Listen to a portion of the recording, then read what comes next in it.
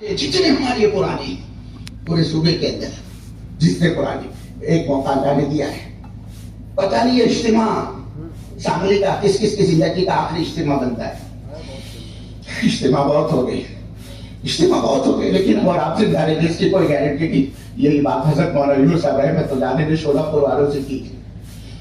آخر دن حضرت کا آخر دن ایک دن پہلے پنڈرپور کا جوڑ کر کے شولاپور پہنچے.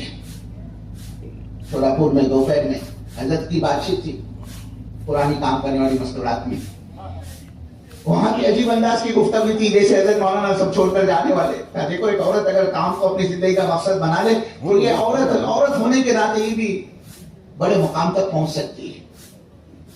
اس لائن کے دو واقعات حضرت نے مستورات کو سنائے اور یہ کہا, یہ جملہ جس میں بڑی گہرائی تھی.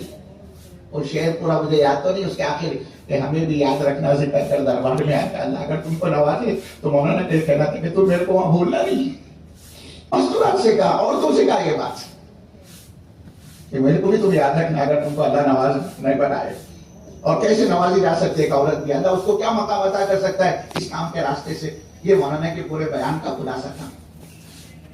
اثر کا وقت ڈاکٹر سلیم صاحب سے کہا, ڈاکٹر صاحب اپنے دشت کے لیے نکلتے ہیں.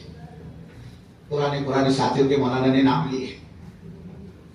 ڈاکٹر صاحب سے کہا میرے گھٹنوں میں تکلیف ہے, میرے کو ذرا اوپر مت چڑھاؤ, نیچے ان کی ملاقات کی. ٹھیک ہے بولے مولانا. ڈاکٹر صاحب کے ساتھ ہم مولانا کا جھولا لے کر چلے.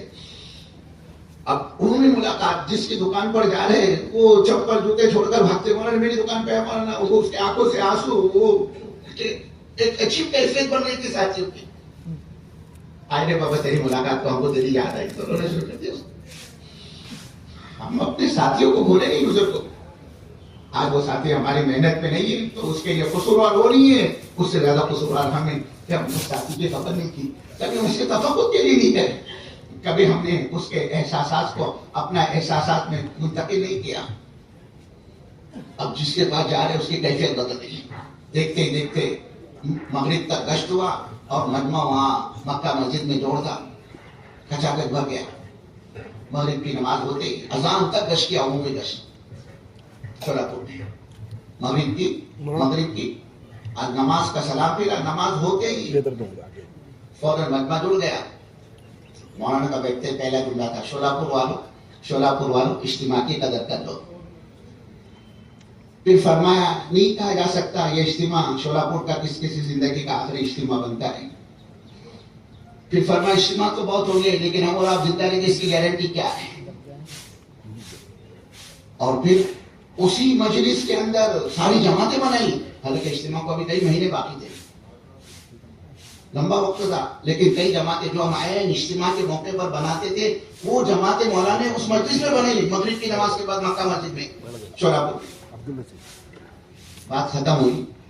جماعتیں یہ سب تو اپنے آئے اجتماع کے موقع پر, ارے بولے مولوی صاحب اپنے سر کا بوجھ ہلکا ہو جائے گا, آپ اپنے کو کیا پتا تھا وہ حضرت کے آخری مجلس ہے.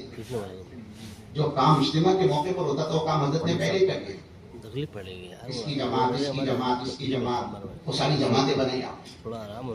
اور مغرب کے بعد یہ ہوا اور عشاء کے بعد حضرت کی طبیعت بگڑی اور دیکھتے ہی دیکھتے حضرت اللہ کو پیارے. کیا پتا یہ کولہاپور کا, یہ ہمارے سانگلی کا اجتماع کس کس کی زندگی کا آخری اجتماع ہے. اس لیے شولاپور والوں سے کا اجتماع کی قدر کر لو.